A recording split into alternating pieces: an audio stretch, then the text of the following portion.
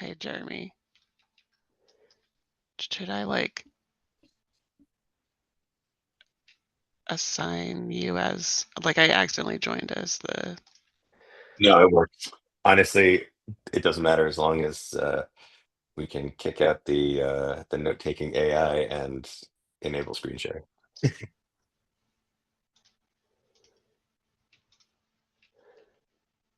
so yeah, I don't know. I can leave. I don't know if that helps you add it, or I can just do the like share screen help controls, Yeah, which is and this one no he's need doing. to leave. Doesn't matter. Or actually, I enabled screen sharing. We're good.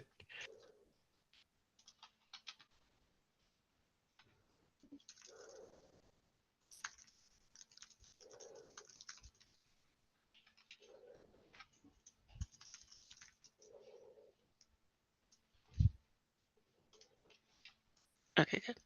I can't hear Jeremy, so sorry, Jeremy. You've been We can hear Good. you. I can hear yeah, Jeremy. Oh, wait, maybe it's me. I can't hear anybody. Okay, it's me.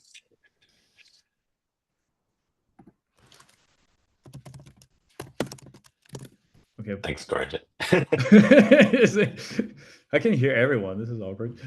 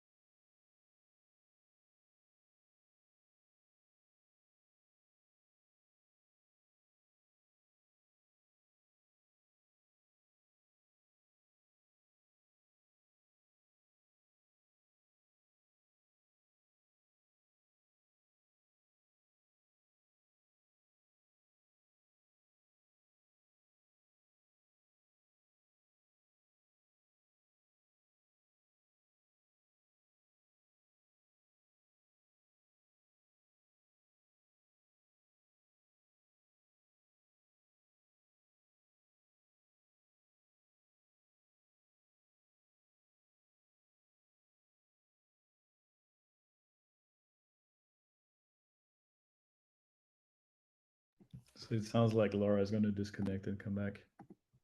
Oh, I didn't think anyone was actually talking. I thought that. No, Laura had a little. She couldn't Oh, hear okay. anyone, but I think it's working for everyone else except for her. But we could hear her, so it must be one of those things with random AirPods plugged in and they're going Or we rogue. just have to talk louder. I'll let you do that. That should fix it. Saturate all the microphones. Hello. Hey. Laura, Okay. welcome. All right. Sorry if I was talking over people before. I can hear you now. Funnily, you were not actually. It Okay. sounded like you were having a discussion with Jeremy. Yeah. Oh It my was God, literally a really? conversation. Yeah, it was perfect timing. Okay. Nice. It's my sixth sense.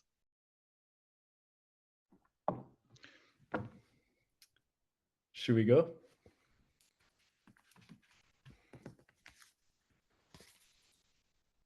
Yes, we should go.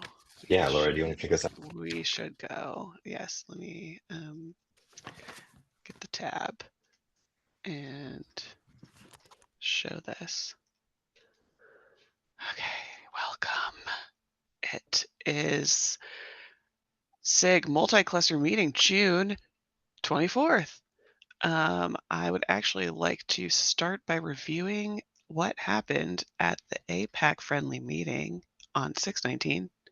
I don't think Stephen is here, who would be our liaison. If anybody else was there and wants to add context, please do. But otherwise, I'm just going to kind of breeze through these a little bit. Looks like there was survey results related to the standard concept definition. I'm going to click on some links. Okay, this is about the host cluster in K-Armada, hub cluster, similar vibe, little different energy. So there's a survey, and right here's the link about the, that's the link to the PR about the hub cluster.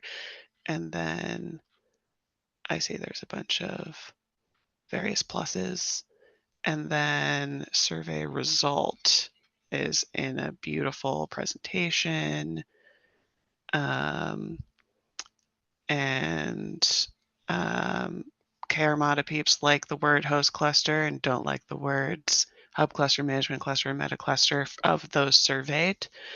There's also a difference with member cluster and workload cluster, but despite that, would renaming host cluster affect your usage? Most people say no. So K-Armada users prefer what they're already using, but there's probably bias because they are users of that thing.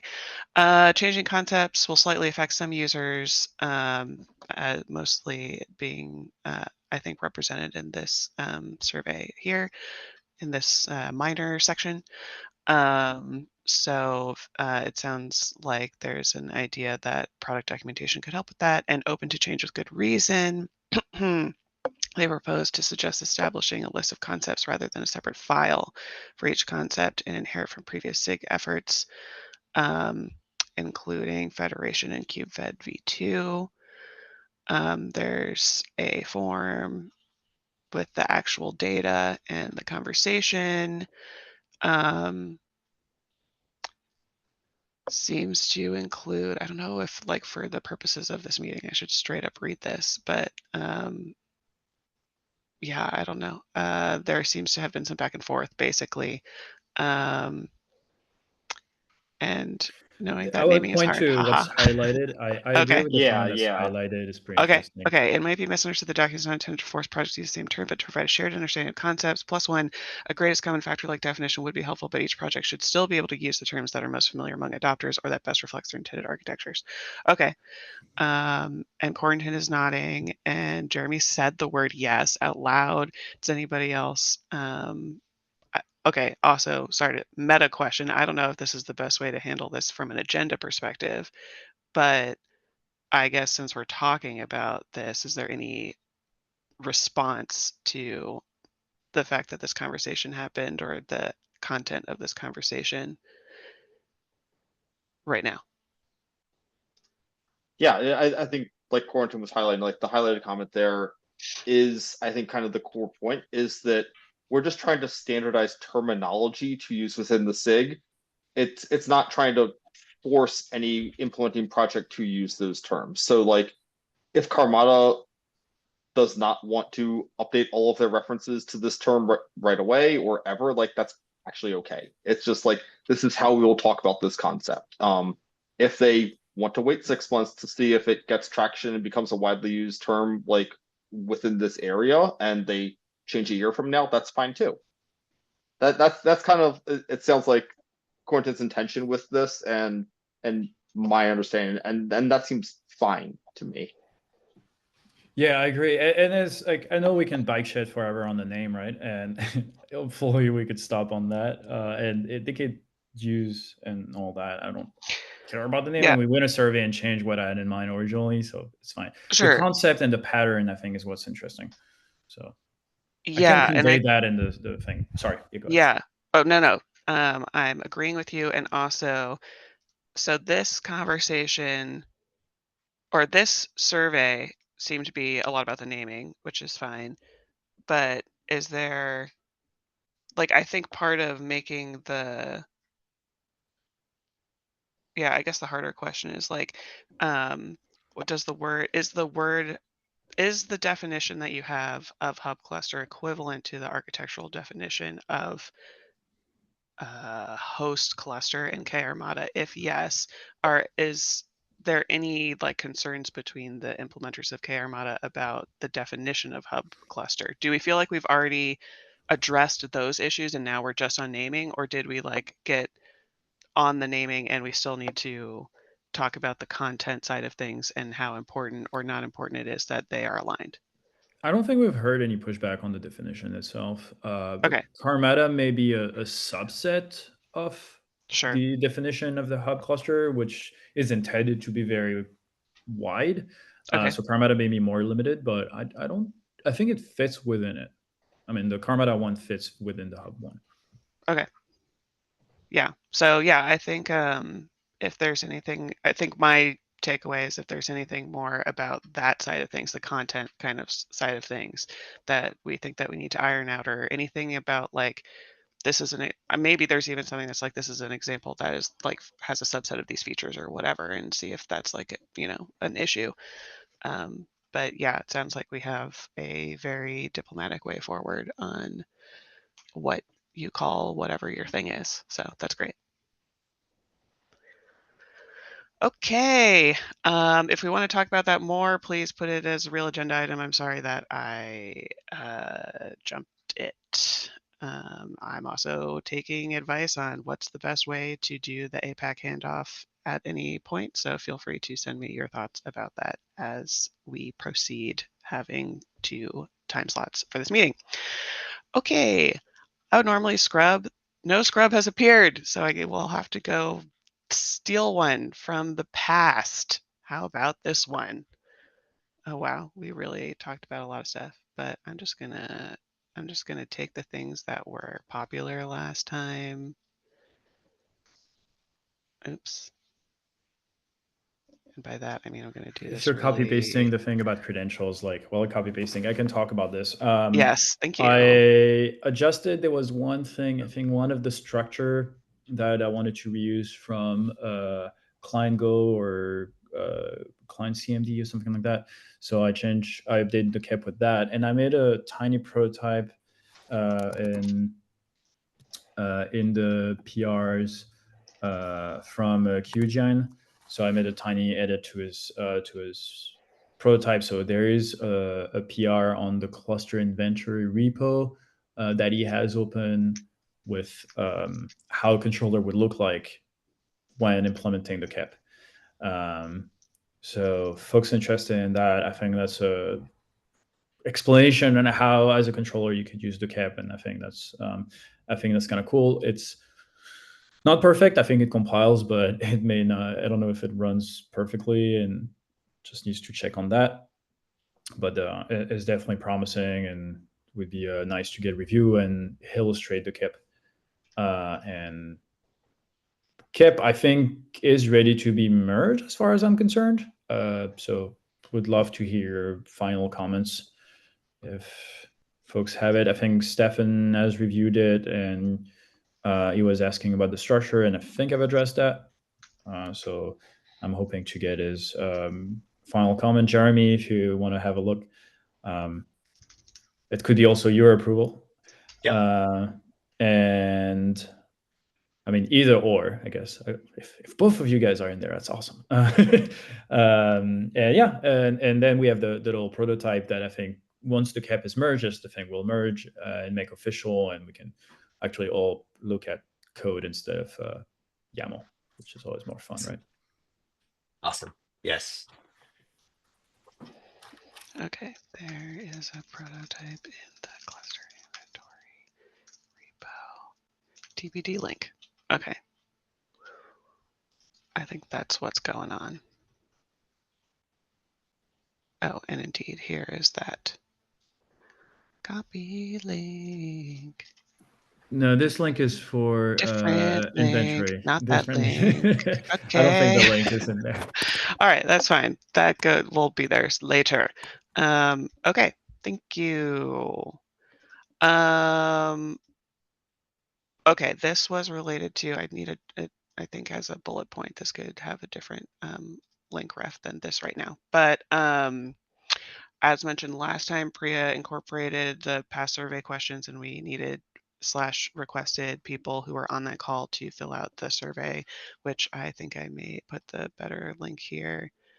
Priya is working on drafting the email to send to both the here we go, UX research project. There we go. Send announcement email to the SIG multi-cluster email address, and then we're also gonna like tweak it a little bit and send it to some other Kubernetes mailing list. Yep. Yeah, Hey. if we want to get this out to Kubernetes, Oh yeah, mailing hey. list, engage Josh. contributor comms. Yeah, okay, that's a good idea.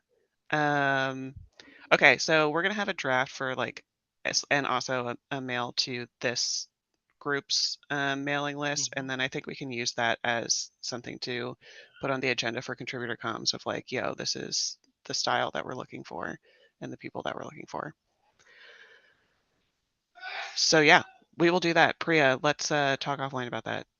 In fact, because we can use their connection slash like editorial help with that for sure. Thanks for the suggestion, Josh.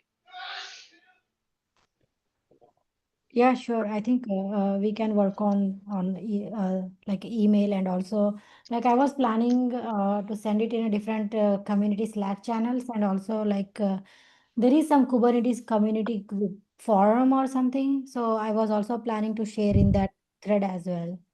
I will share the link later. I will share the link in this notes.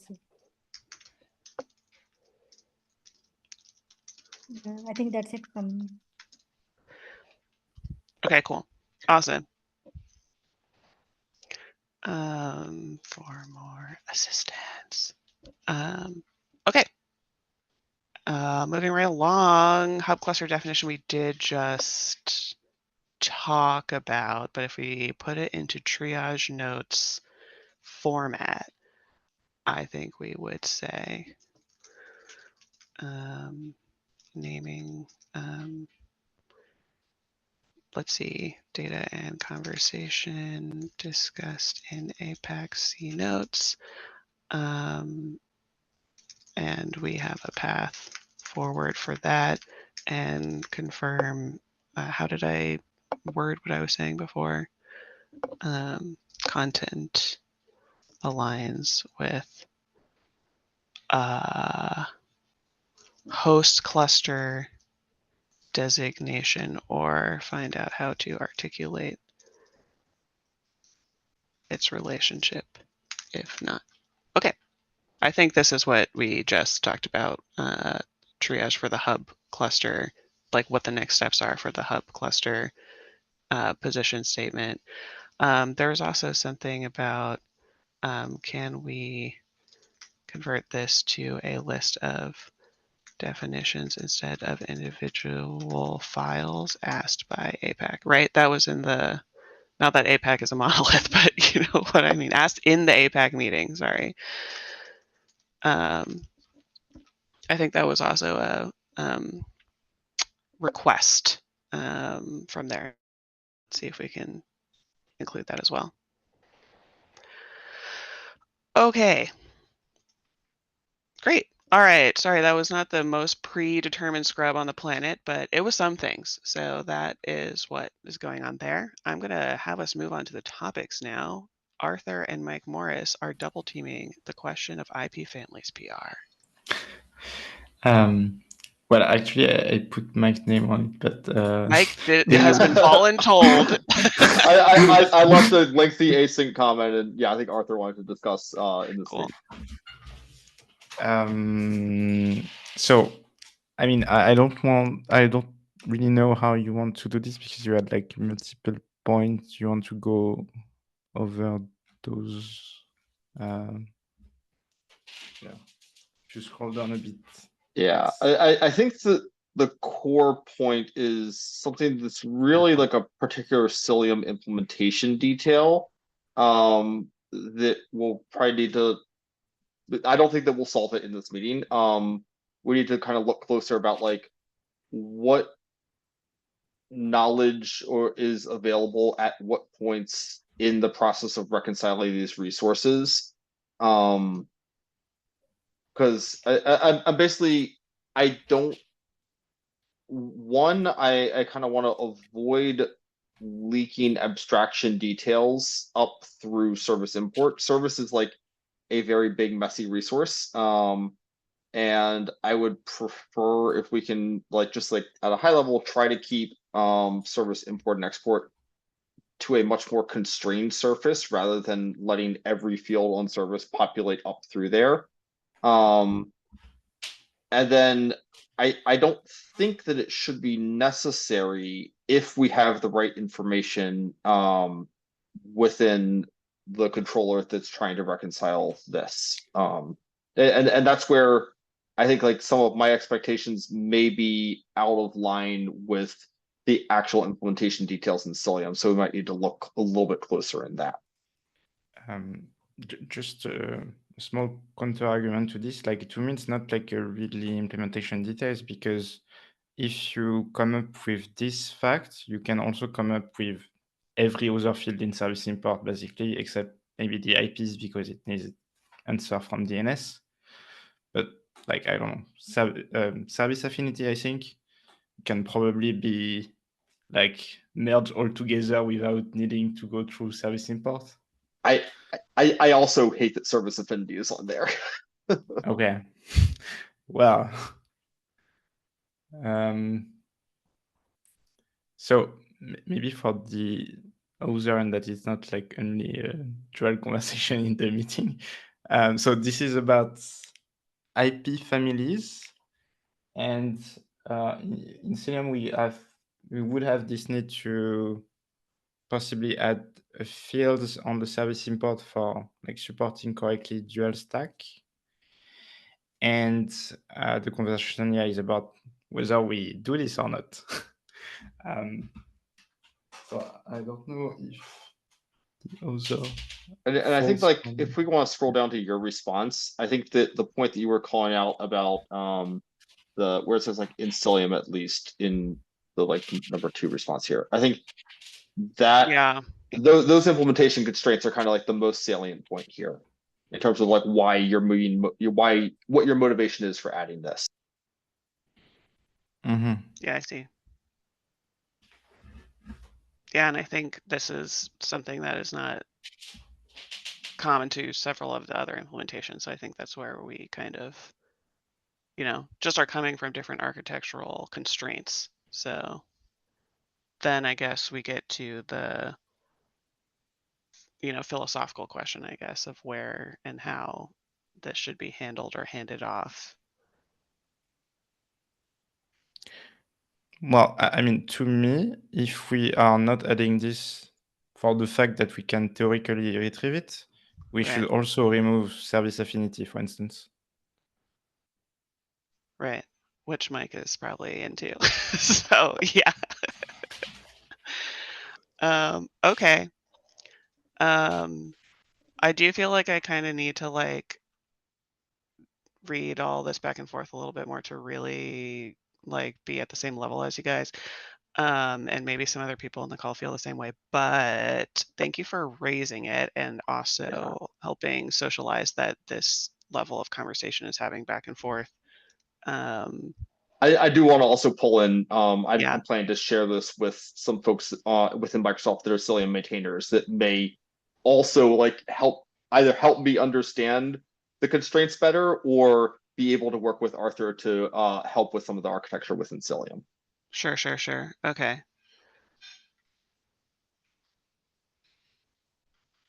Yeah.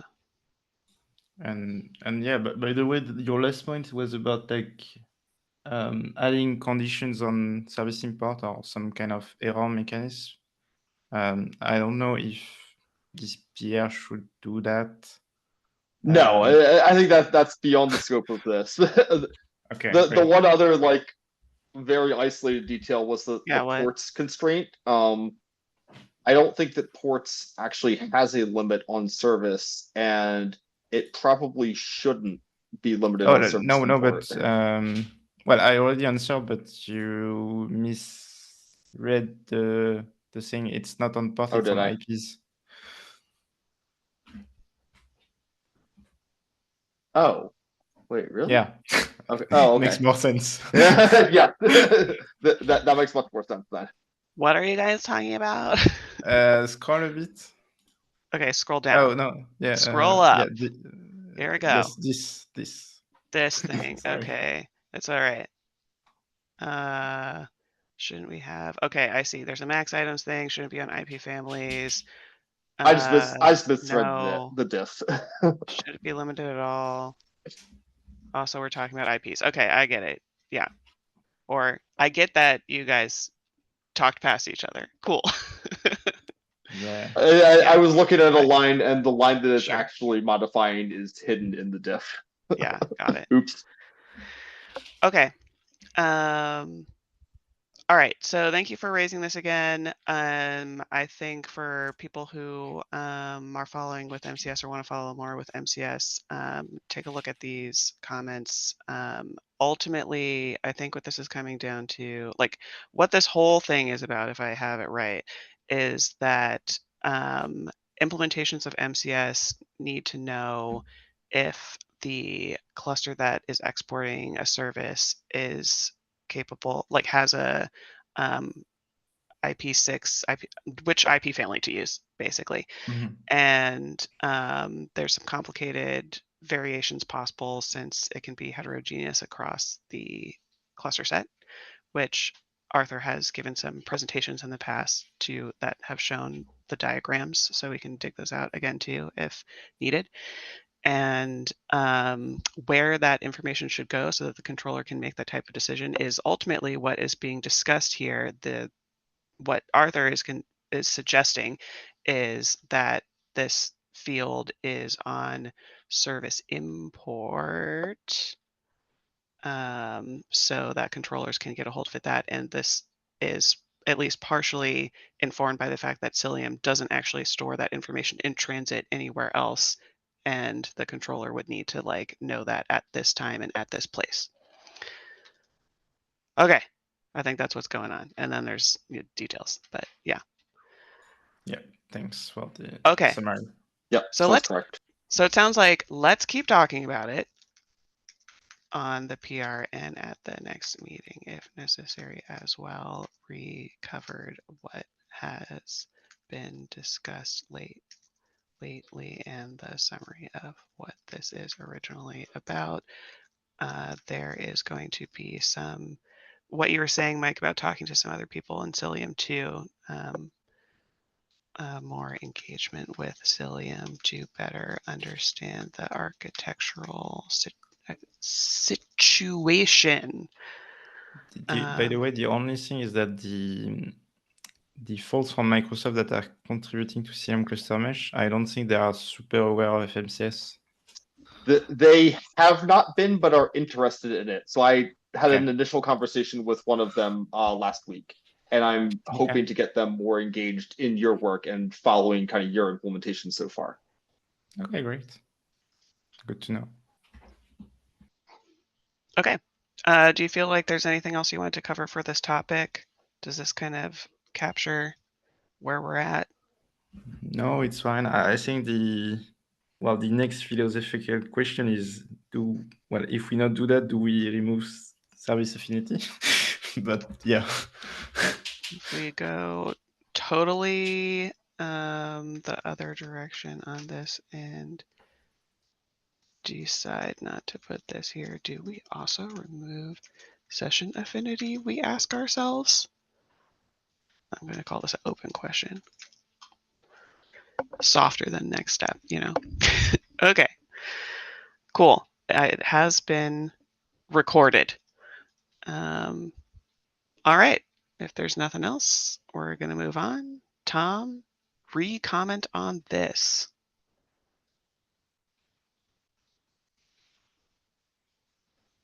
Oh, okay. Hey, yeah, I'm ready for you. Yeah, this has to do with the conflict condition on service export. So, so this PR is just to add the conflict resolution or test to test conflict resolution for service types, headlessness, in other words. So, so minor thing, but so the KEP says, as Mr. Friesax, aka Arthur,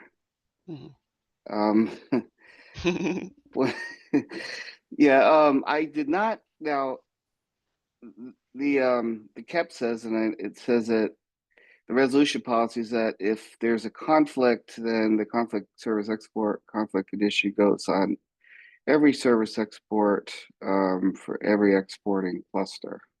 Okay, yeah. And I brought this up before because the problem with this is that there's an assumption made that each cluster has access to the service exports on other clusters.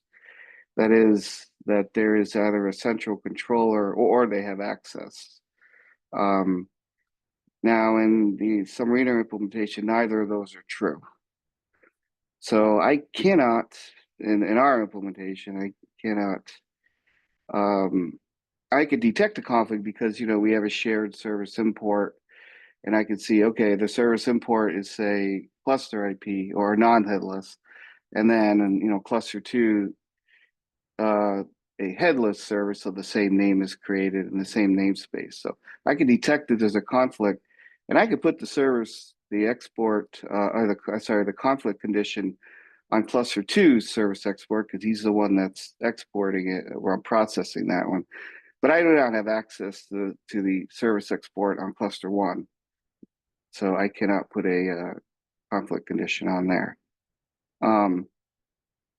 So, and the KEP seems to make that assumption that there is a set, and we've discussed this, I think, in other contexts. There are some assumptions somewhere, in places in the Yeah. KEP that assume a central controller. Yeah, I think we this is one of tried them. it is, yeah. And I think we've alleviated other areas, or talked about it anyway, when they've arisen. So,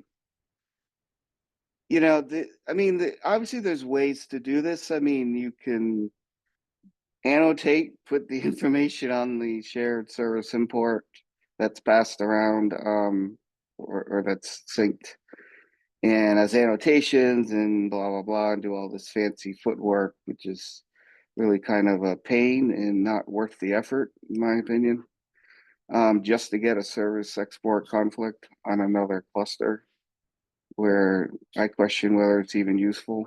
But so, I mean, I really don't. I think that's sort of, I don't think that's a good way to go with it. Now, if we stored another option, I mean, and I brought this up, is store the status for the service import. Well, whether we get rid of status or not, I'm saying, but there's that cluster information in there, the array. Right now, it just says cluster name. I mean, I've also kind of brought up in the past about storing cluster specific contributions to the sort of aggregated or service import, what each, the specific aspects of each, like say it's service export, timestamp. That was another sticky point, because in order to do the oldest one wins, again, I need the information about the service export timestamp, creation timestamp. I was able to do that by annotations.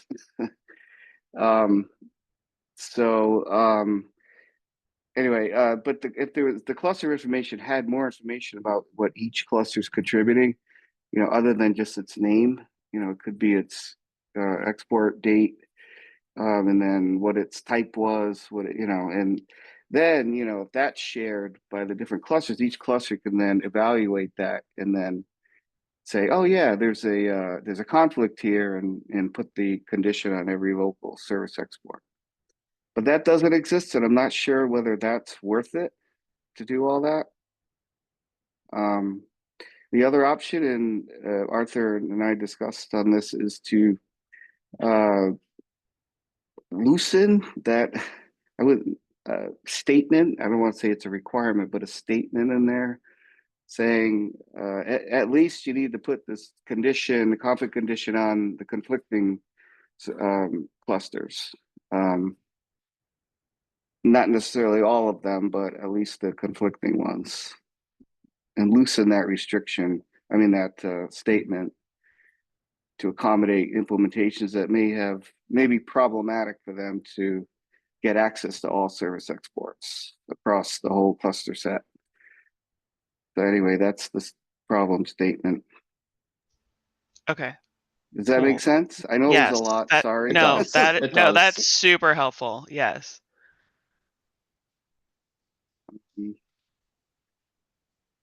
So in the PR, yes.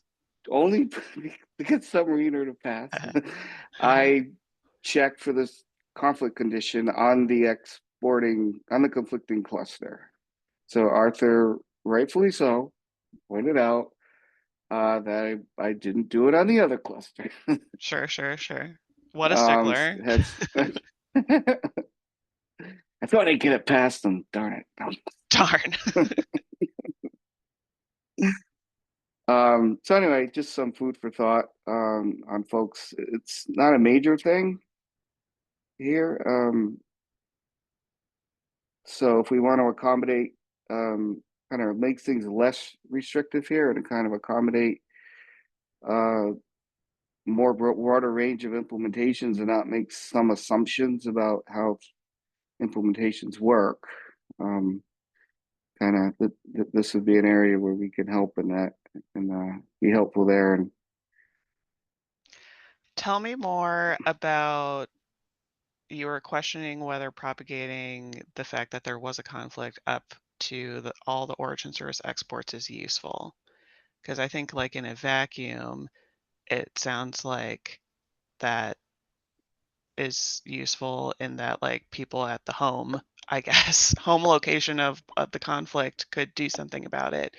But maybe that's not fair. And I know Jeremy has a hand too, and I feel like maybe he wants to hop in on what I'm saying. Yeah, well, I just want to provide some context, Okay. right?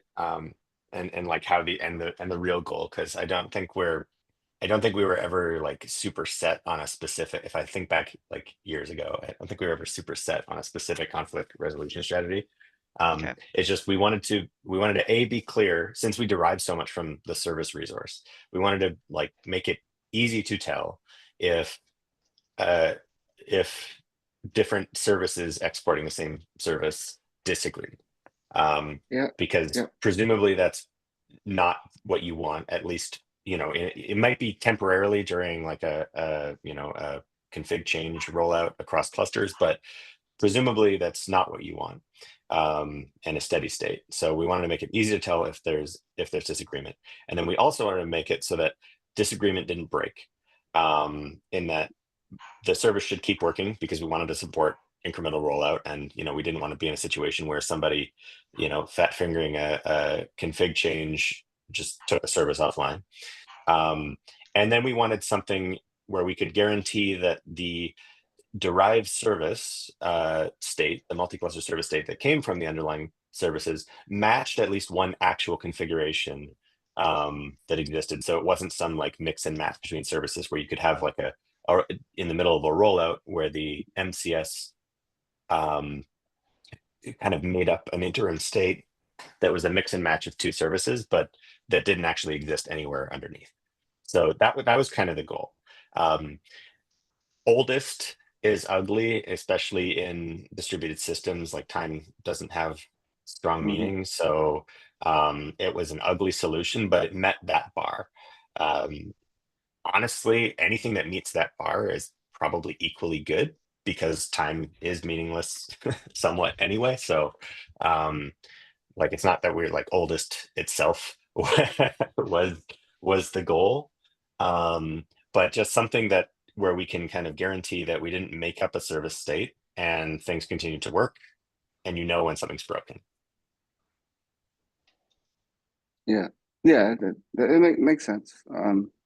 I'm not questioning the oldest first thing, you know, the taking the oldest or any of that. I mean, you know, I've implemented that. I had to, like I said, I had to kind of use annotations on the service import for that, but that's okay. The thing is basically being able to, you know, like I said, it's that one statement in there saying that if there's a conflict, we put a conflict condition on every service export in the cluster set.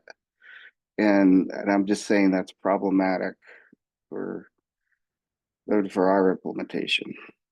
So to be compliant in that manner. And so I'm requesting Sure. that yeah, I think there's, oh, sorry, go ahead. No, I'm just requesting that, can we come to some compromise here on that? Given that, you know, not, again, like I said, not every implementation may have access to everything across the cluster set to be able to do that.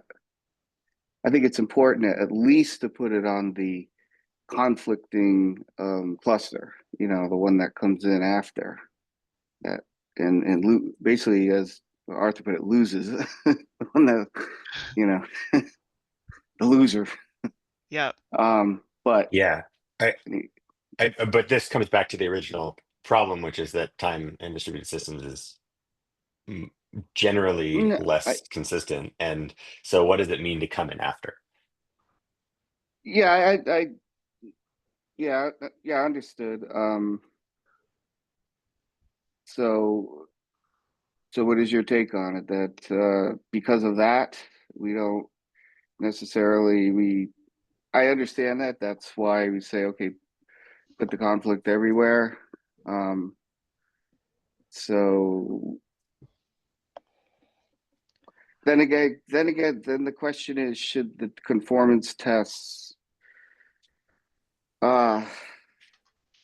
strictly go by that? I mean, or do I need a flag in the test to say, well, okay, I can't, you know, the implementation isn't able to put the condition everywhere, or some way to, I mean, I'm trying to come up with a compromise here and I get what the theory is, but the theory may not be implementable exactly in every implementation in exactly the way the KEP wants it to be.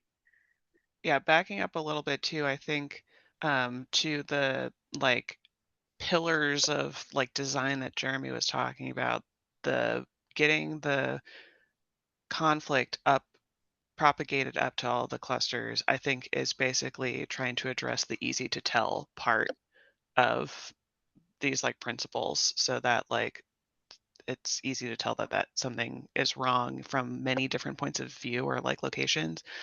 Is there like another solution, or is like the variation on this that you mentioned, like it should at least go back to the cluster that like came by and gave some conflicting information at some point in time?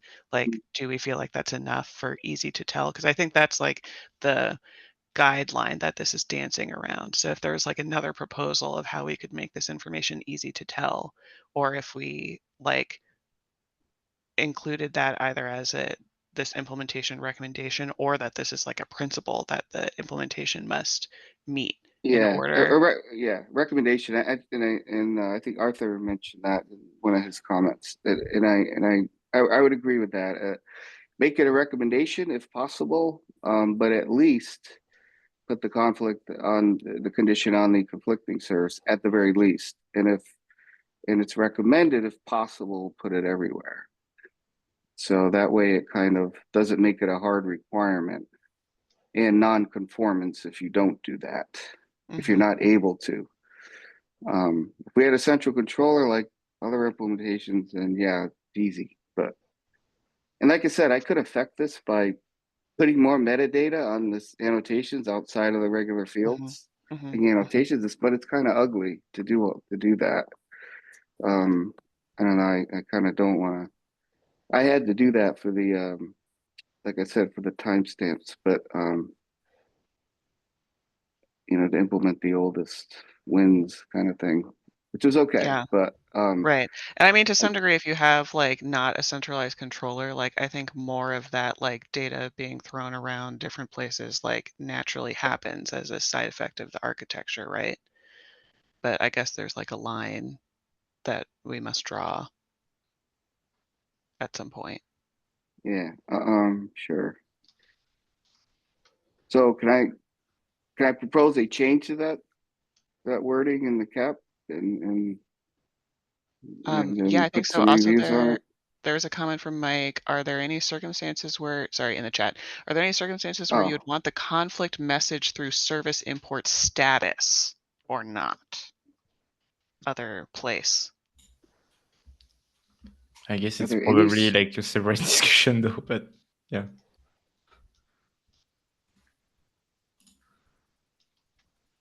Service import status. I'm basically just asking, like, is that a useful Oh. architecture for being able to like have broad awareness of there's a problem, or is that not useful? Does that not make sense in your architecture? Well, that could be a way to communicate that one. Yeah, that, like I said, if there's some way to communicate that, cluster 2 saw a conflict and because the existing type doesn't match what's already there, then some way to, again, I would have to use a service import in some way to communicate that information to the other clusters. Like I said, yeah, if there was something in the status, and that goes back to what I was saying, can each cluster put its point of view in the cluster status that we have now? Right now we have cluster name. That would be another way, like I was saying, to do it. Extend it. Right. It could be like you say, yeah, could be a message in there. Something, hey, I noticed this conflict. Could be some kind of conflict message, whatever the conflict is. But that other clusters could pick up, and then go ahead. I don't think that because it's mainly about exporting things. I was also trying to do that like a year ago when I was implementing MCS API into Cilium, and it's not. Well, I mean the exporting conflict should be on service export, not service import, basically. Okay, I just basically wanted to double check that the conflict resolution on service export still works in your decentralized architectures. Yeah, so no, that is the user facing. That's what the user creates, that's what the user sees, right? So it should be communicated through the service export. But what I'm saying, it could use the derived or aggregated service import as a way for each cluster to communicate as a mech in the vehicle to communicate a conflict, because two other clusters, and another cluster would see, oh, here's the service import. Oh, there's a change in it. This cluster sees a conflict. Now I could put a conflict condition on my service export, So I think that's what you were saying, Mike, right? It's a vehicle to get that communicated to the other clusters. Okay, yeah, isn't that what you're saying? I'm not necessarily suggesting an implementation. I was just asking. Yeah, you would want the conflict message through service imports. That it could be done that way. Not necessarily for the user to see it, but for the implementation to see that and then communicate via the service export, which is the public facing part of it. Those are other solutions to do this for an implementation such as Submariner that doesn't have a central controller, to do this kind of thing. But that doesn't exist right now, and that something like that could be proposed, extending the cluster status in the service import. But again, what these things take a while, we know, and proposals and votes and all that stuff. So if that's just like one possible mechanism, then yeah, I think that your suggestion to loosen the language and focus on like the local service export and raising the condition there sounds reasonable to me. Yes, we can at least loosen it, and then and just like you're saying, just leave it up the implementation. If it can, put it on every service export across the cluster set. Wonderful. If you're not able to, now but if we do propose changes to service import to be able to facilitate that kind of thing, for an implementation like Submariner in the future, then that's fine. But I was saying I'd like to have the conformance test in there now, and I would really like to have Submariner passing it, and without having to exclude it via I could exclude it via a Ginkgo label, so we don't run it, so it doesn't fail. So anyway, that's all I was what I'm trying to solve right now, and then to satisfy Arthur's comment, which was correct, that I didn't put it on the other cluster. Okay. So, well, yeah. Okay. Yeah, it sounds like we're kind of circling around interest in loosening the recommendation. I do want us to like put it in such a way that we still recommend that they all get populated up if they can, because I do think that is still the most helpful. I think if it captures at least a little bit that, like, if it isn't already in the language right now, that it's important that it's in service export, because that's where users could actually do something to resolve their conflict, and that's where they could actually, you know, get that information. I think we talked about that here too. That's important to us. And then we can do any more conversation about it there. But I think that's what we're kind of like circling around right now. So I think that's the next step. Loosen the quote unquote requirement for it to be everywhere, and then possibly in the future work towards expanding service import status or something to enable, like I said, implementations which don't have central controllers at all, to so that we can strive to get the recommendation. So every implementation can do can implement the recommendation properly. Cool. Because right now we don't. I mean, if you have a central control, you're good. If you don't, well, it's problematic. Yeah. Both of these topics today are on this very, very architectural topic. So intriguing. Okay, well, thanks. Okay, cool. Thank time. you. Thank you. Next step, Tom is opening a PR about softening the language on how many clusters must versus should have the conflict in their service export. Okay.